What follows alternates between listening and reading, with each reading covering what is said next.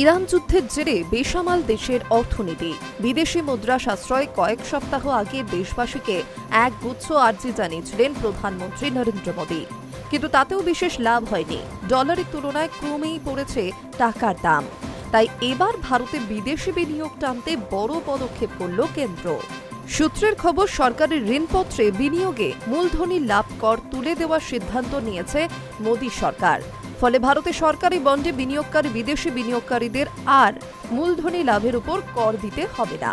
এই সিদ্ধান্ত কার্যকর করতে আয়কর আইন সংশোধনের জন্য একটি অধ্যাদেশও অনুমোদন করেছে কেন্দ্রীয় মন্ত্রিসভা।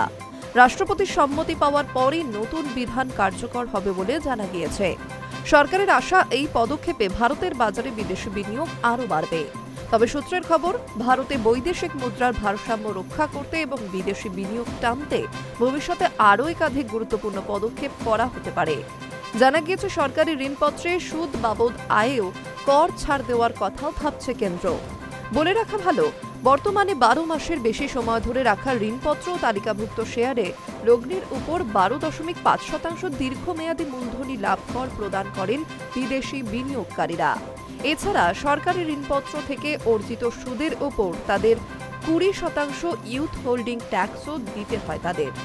সূত্রের খবর, ভারতের বাজারে বিদেশে বিনিয়োগ বাড়ানো এবং ইরান যুদ্ধ ও অপরিশোধিত তেলের দাম বৃদ্ধিতে সৃষ্ট অর্থনৈতিক চাপ কিছুটা কমানোই মোদী সরকারের মূল উদ্দেশ্য। সম্প্রতি একটি রিপোর্ট অনুযায়ী চলতি বছরে বিদেশি বিনিয়োগকারীরা ভারতের বাজার থেকে প্রায় 2.5 লক্ষ কোটি টাকার শেয়ার বিক্রি করেছেন। ফলে বিদেশি বিনিয়োগ হ্রাসের নিরিখে এই বছরটি সাম্প্রতিক সময়ের অন্যতম খারাপ বছর হিসেবেই দেখা হচ্ছে। ফলে প্রভাব পড়ছে টাকার দামে। Hi news network.